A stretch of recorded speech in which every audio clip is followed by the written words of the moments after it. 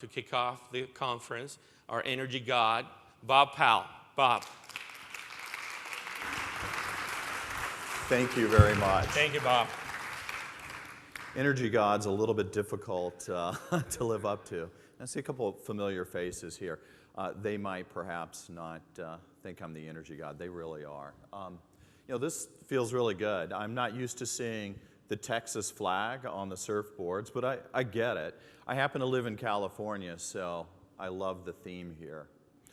Well, I'm actually really excited to be here in Austin, probably one of my favorite places in the South, and one of those cities where if I had to move out of the Bay Area, this is a spot where I'd love to be for a lot of reasons. I love obviously, the support for solar here in Austin and in Texas more broadly, and music. Great job on the violin. It's a pretty special place to be. So thanks for having me here. So I want to talk about solar energy and where we're headed with this. I hope you find me to be a bit provocative here. I'm very impassioned about what we're doing in solar. And as you'll see, I think we're at the cusp of something incredibly special, very transformative, not just here in the States, but globally.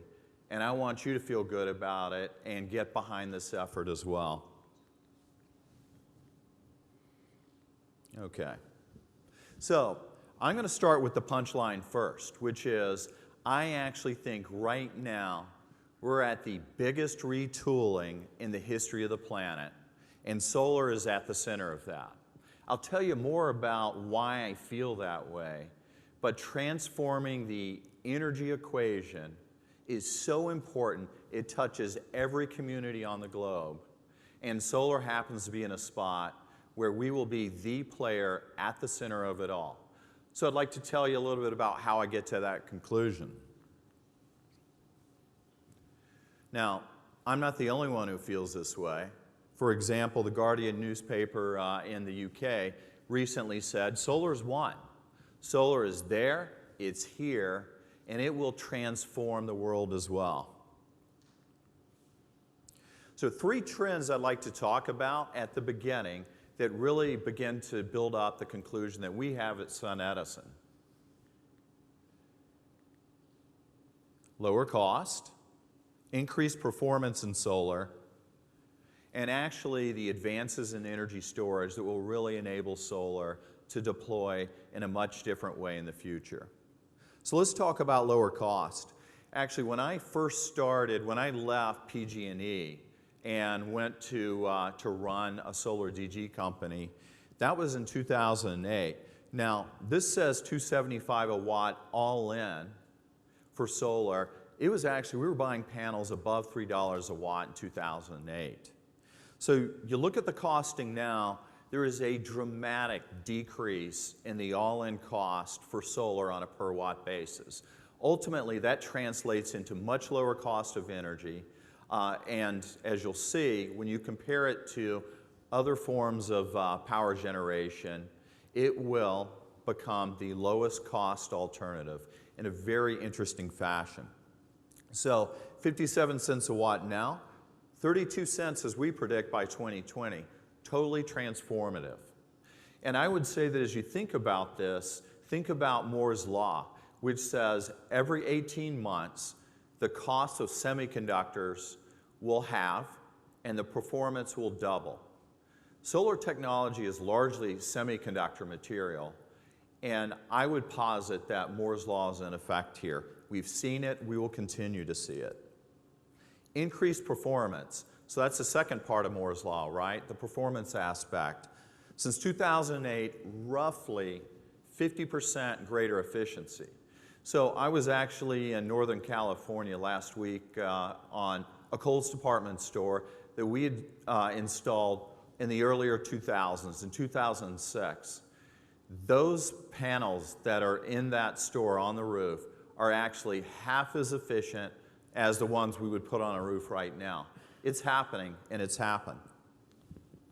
The other thing that's really important and powerful, and we'll talk about some of the common misconceptions about solar, but that enables us to take solar and deploy it when it's needed, and in some cases where it's needed, is energy storage. So the message here is simple. much like solar, as you invest and begin to produce more, in this case, storage, battery technology, the costs go down. So you can see the growing curve there, which says this is the either what has occurred from a production standpoint or what is expected to incur, and then you see the cost trending down. It's a very common trend, very impactful for us in solar. And again, we're not the only ones who feel this way. So Time magazine recently published that electric car technology, the battery technology, is actually going to be applied in solar and storage scenarios, both on the homes and in businesses, perhaps even bigger applications as well. So cars, investment, translating that to the solar and the power industry at large, very impactful for us. Okay, so it isn't just about cost, performance, storage. There are other trends that are going on, megatrends you might call them, that have a real impact on the ability of solar to answer the fundamental energy equation. Increasing demand for energy. We know that as society grows and the nations develop, there's a greater need for energy.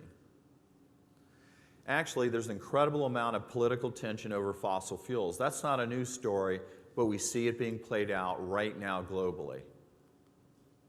And then finally, the concerns over the impact of fossil fuels. So on that point, I was actually in Beijing in December this past year, and I had a few meetings there, and I remember when I didn't see this at night when I arrived, but when I woke up in the morning to go to my meetings, I saw outside what looked to be really thick San Francisco fog. And so I asked one of the folks I was meeting in the hotel, what is that? It's not fog, it's actually smog. So much so that it's impacting the plant life in Beijing very dramatically.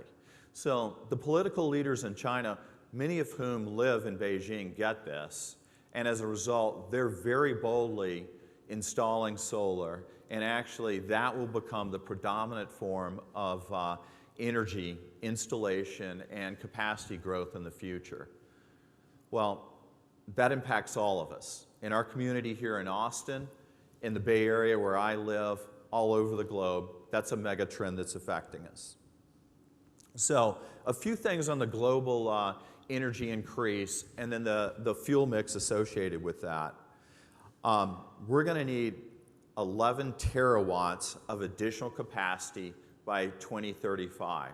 It's a huge amount, and you can see the growth, almost a 3 times growth factor in the current energy demands. Now, right now, solar meets less than 1% of that, about 0.6% of the global energy demand. It will change. So the other thing that is impactful here is, this is the traditional point of view. Right now, about 2/3 of our total energy needs are served by liquid fuels, 1/3 by electricity or power. Well, some feel that that's the trend that will continue to occur. I think for some of the reasons I've mentioned, and for others, that's not our point of view. This is. Actually, what I think you'll see is by 2035, when we need 11 terawatts, that relationship will flip. 2/3 from the electricity and power sector, then 1/3 from the liquid fuel sector. And we see it beginning to pare down a bit. Concerns over liquid fuels, the deployment, and then frankly the cost alternative that solar and renewable power will offer the broader marketplace will drive this trend. Tension over fossil fuels is increasing. Again, I talked about it before. You see it in the Middle East. You actually see it in the conflicts with Russia and the dynamics around Europe's and actually the US's response to the Ukrainian situation. Dependency on fossil fuels is really difficult both on the country level and on the individual level as well. And so our point of view is that independence, much like we've seen in other industries, is the trend because very pragmatically, people and countries will not be held hostage if there is a viable alternative.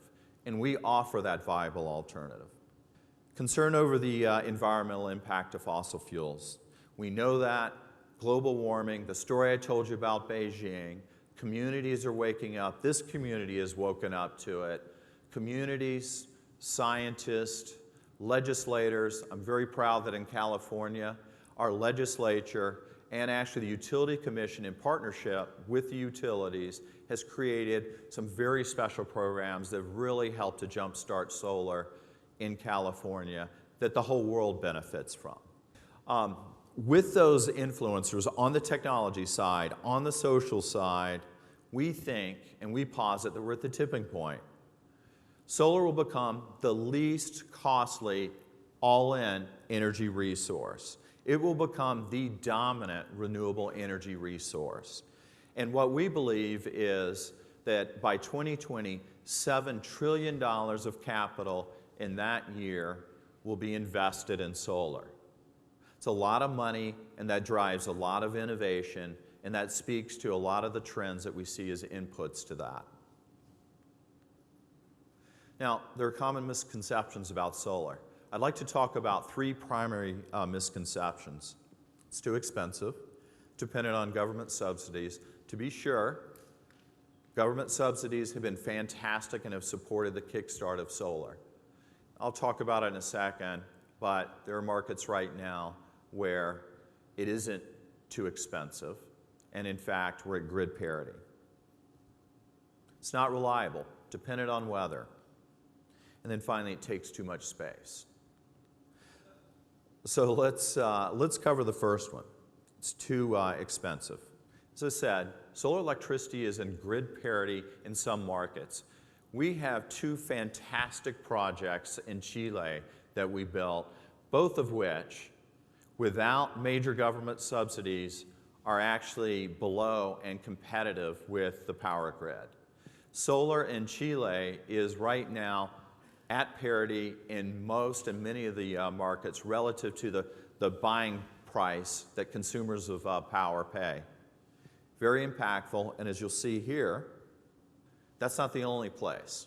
So what you see here is the grid parity graph. So top sort of line is where we are now.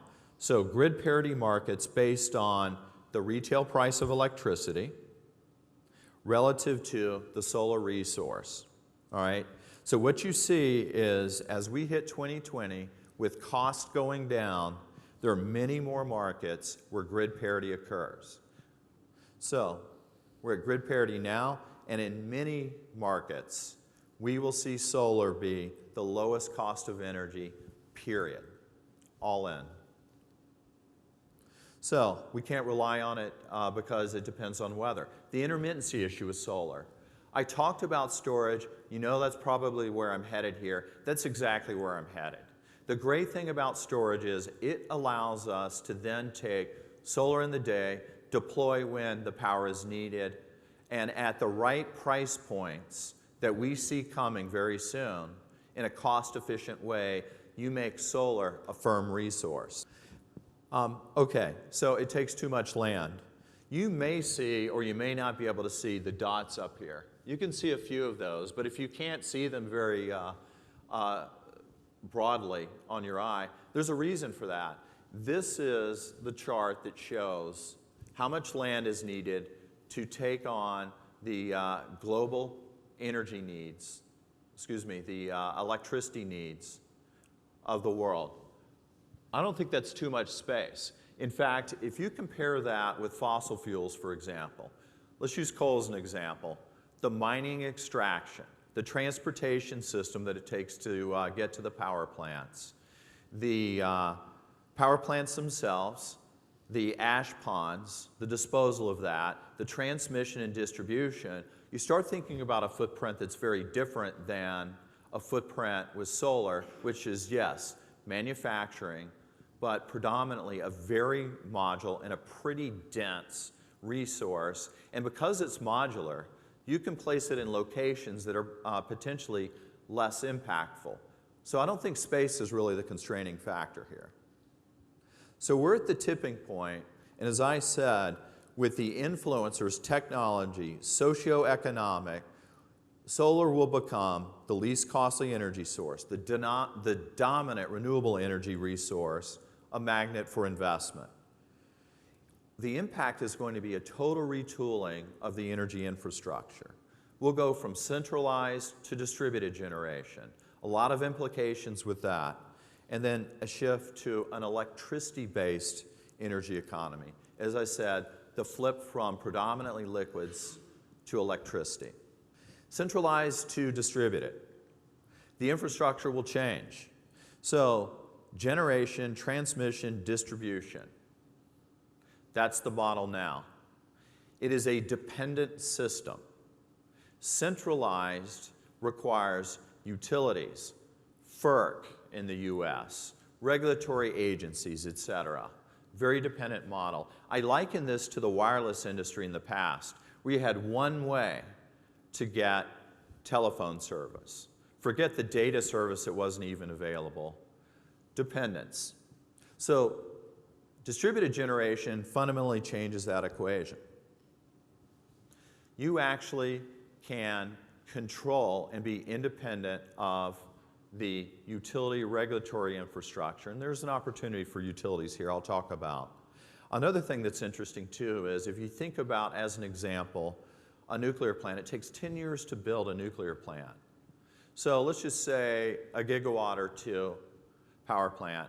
I can build solar in parallel, much less impactful on the environment, in a year, easily. I can do that. And in fact, I will tell you in a couple of years, my expectation is you'll see SunEdison perhaps at those levels.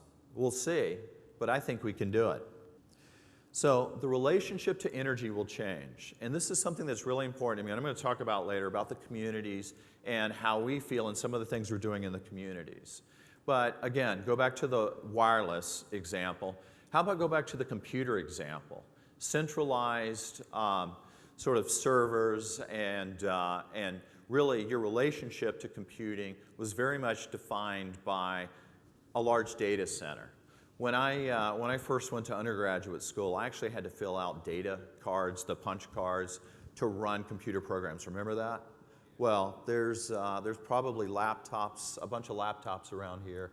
You've got an iPhone there. There's a laptop. There's an iPhone right there that has much more computing power and speed than those cards I filled out to get a result that didn't make sense to me at all. So the fundamental relationship in solar is much like that. Distributed, independence, greater access to power that, again, I think is much more impactful for the communities. So I think for the first time in the 100-year power industry, there's an alternative, and there's a choice, and it's solar in distributed generation. So clearly utilities, there's a threat here, right? If you're a utility, remember, I work for PG&E. I understand there's shareholders, there's stakeholders, et cetera. This is a trend that won't stop, but I see utilities as partners for SunEdison and for all of us. They're investment opportunities, partnering opportunities. The folks inside of utilities understand this industry very well, but it is a threat to them, and some see it that way. So again, centralized to distributed, a lot of people have picked up on that. So actually nations see it as well, and one of the most telling examples is the kingdom in Saudi Arabia. They actually are putting in place one of the most impactful solar programs. Why would they do that? If they are, when we think of oil and gas in the Middle East, we think of Saudi Arabia. That's one of the first countries you think of. Well, they get this as well. They see, one, that they need to invest in this. This is a coming trend. And then two, they're trying to hold on to their reserves and use it as a valuable commodity and control the prices. So they still want to control, but they get the fact that there's an investment opportunity and an independence opportunity as well. So, power to the people who need it most. Cellular technology from wireline technology. Centralized computing to distributed computing, as we all have here right now. And the other thing that's really interesting, much like cellular, in rural communities that do not have dependable power, like cellular, you'll find mobile phones in communities that don't have dependable power in India and Africa. That's the trend. So I'd like to talk a couple moments about what we're doing, and then I'll close it up with my conclusions again. One of the reasons why many of us are in this industry and why I'm with SunEdison is there's a very special mission here. And part of the mission is to clean the environment, to do something that's very impactful. And I would say that among the most impactful things that we can do is help our communities across the globe. We have a very large office and operation in India. We're focused around the eradication of darkness in India and Africa, two big points in the globe where communities don't have enough food. Kids can't study at night, don't have power. And so, with this program, what we're doing is creating communities where we will take solar in a very modular fashion with storage and allow the farmers in a community to go from sustenance farming to farming where they have dependable water pumping, solar water pumps.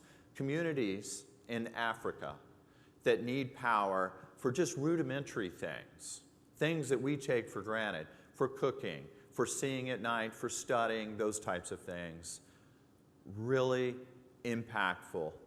And we're leading that by making investments and really doing it in a way that the interests are aligned so the communities are making money, they're invested in the efforts, and around what really impacts them.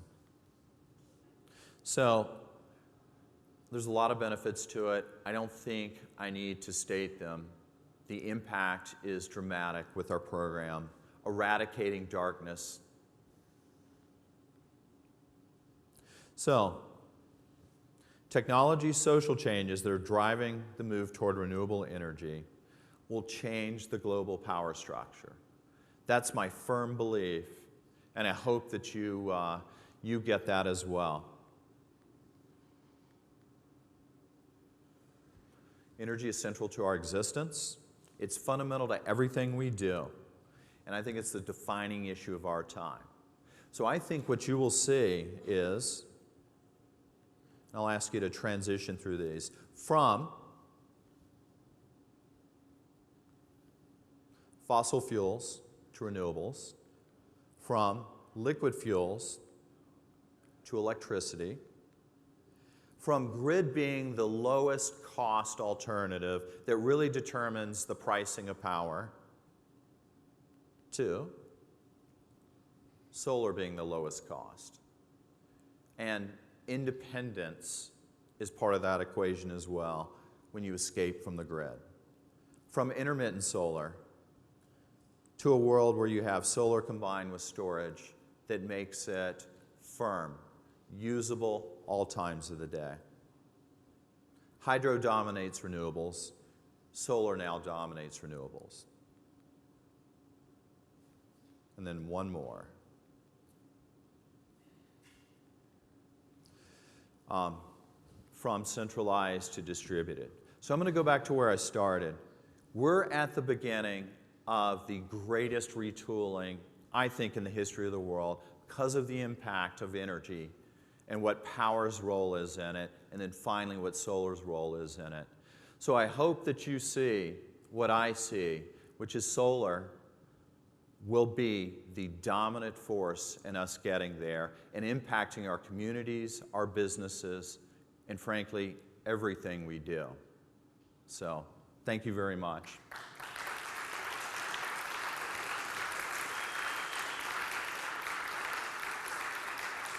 Thanks. Yeah, it sounds like there's a question here. You mentioned Moore's law. I'm sorry, Moore's Law? Yeah.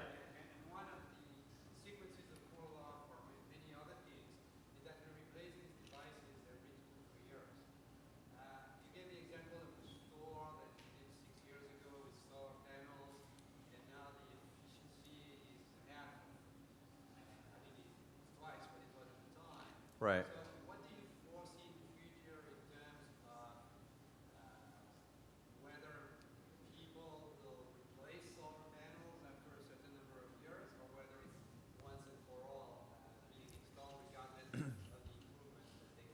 Yeah, really good question, just so everybody can get that. The question is, and by the way, good point, every 2 to 3 years, I think Apple's about ready to release their 6, right? There's a new version because of technology improvements, et cetera. What does that mean to solar? And does that mean that solar that we're putting in the ground now, or did previously, my coal store example, will we pull that out and put new solar in? It's a really good question. And I think the answer is, at some point in time, we may well be doing that. And why is that? Because the team here and the rest of our team at SunEdison, we have what we think is a reasonable roadmap on technology, efficiency, and prices. And we actually, what we see line of sight to is, it may be economic to do that in some instances. In fact, we'll look at projects, and with that technology roadmap, in some instances, we'll make an assumption around us replacing and then putting in newer, sort of higher efficiency, lower cost technology when it becomes available. And I would say too, with the kind of capital we're talking about, $7 trillion worth of capital, we can't even anticipate the advances that will occur. So I think we probably end up there, yes. But what you have to understand though is solar is also very interesting in that very low maintenance, and it will continue to produce for 35 to 40 years and even beyond. So electrons are coming out of it, and by the time you hit 20 to 30 years, that system has been paid for totally years past. So in some instances, it may stay there. It's a great energy hedge, and as I said, I think that's one component of the independence aspect of solar. Good question. My name is Tom Wortman with Concurrent Design, and I very much appreciate your presentation. Agree completely with your premise. Probably would submit that you're a little pessimistic on some of your projections for solar. A year ago, I bought an electric car. I plugged it into the sun. I am amazed, astonished at 650 miles per gallon in gas in my hybrid Chevy Volt, because I drive on the sun almost every day, everywhere. When I need gas, no problem. Is there a question? There is a question. Your discussion of the utilities, I mean, to me, there is this big gaping question of what do these guys do? Their business model is about to collapse, by my reckoning, as we move to this distributed model. So, you know, what did AT&T do? What do you do with the utilities? How do they become partners? You discussed it, but didn't do any depth on that. Can you dig into that a little bit? Yeah, sure. First off, I think the AT&T example is good because I don't want it to be totally dire for utilities. Remember, AT&T was broken up in '84 by the Judge Green's MFJ, right?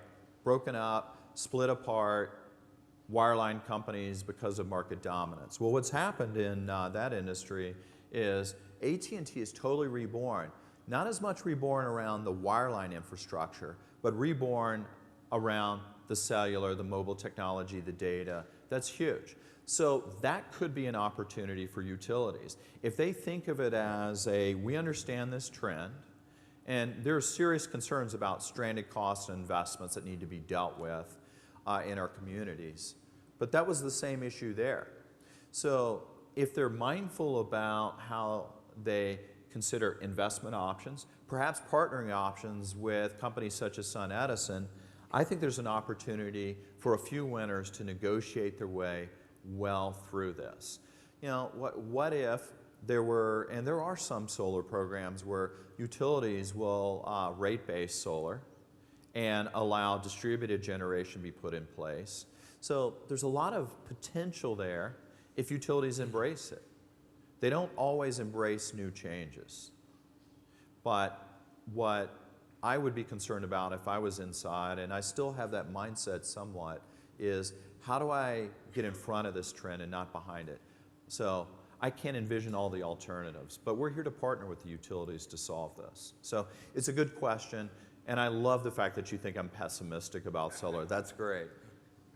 Last question. Yeah, hi Bob. Dan Seif from the Butler Firm. It's a clean energy consultancy and law firm here in Austin. Hey Dan. Thank you for an encouraging opening keynote. Question about the migration from utility scale to distributed scale.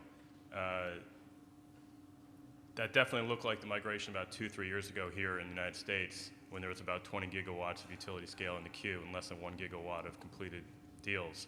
But now that queue is actually getting executed on, and while residential distributed solar is growing, commercial, rooftop, parking lot, land, commercial property, solar development has not increased. It's been flat for 3 straight years at about 1 gigawatt.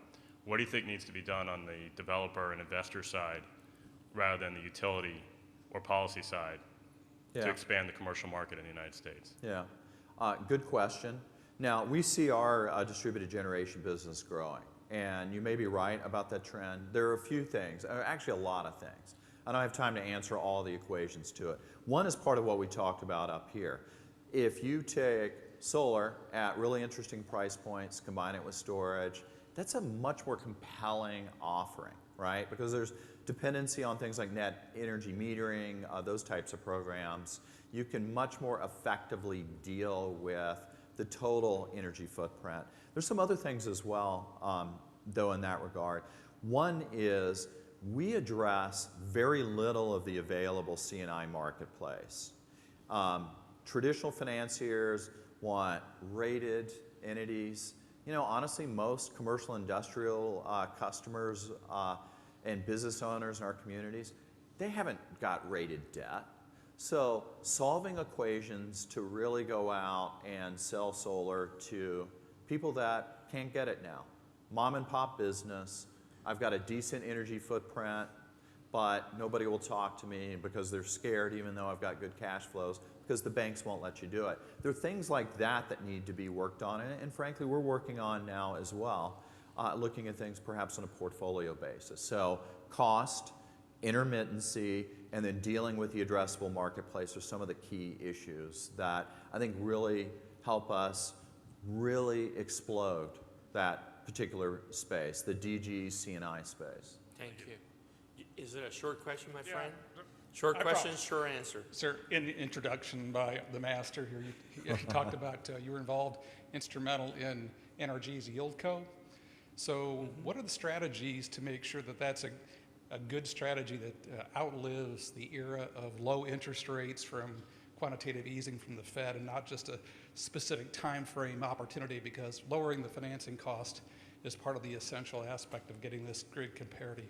It is. Is that a question or a statement? No, it's a question. So what are the strategies to make YieldCos outlive Fed QE2, QE3? Yeah. Well, so I'm not going to speak for any YieldCos, right? But let's talk about interest rates and yields. There is no doubt that we're in a really interesting time with quantitative easing, right? Very low yields, and yet a lot of investor capital that's going in. Okay, so you have to work on everything that's important. You know, the 80-20 rule, finance cost, very important.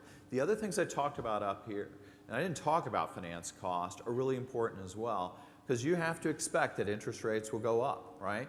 So we're building a business that isn't predicated on we have to have whatever the interest rate is, 3% or 4% interest rate. You need to build a business that withstands the ups and downs of the yield environment. But what I will tell you is, if you're not thoughtful and innovative around tools to lower your cost, like YieldCos, you perhaps won't survive tomorrow. So you need an array of tools in your tool chest. Interest rates go up, well, you better make sure that you're working on other aspects of the business as well.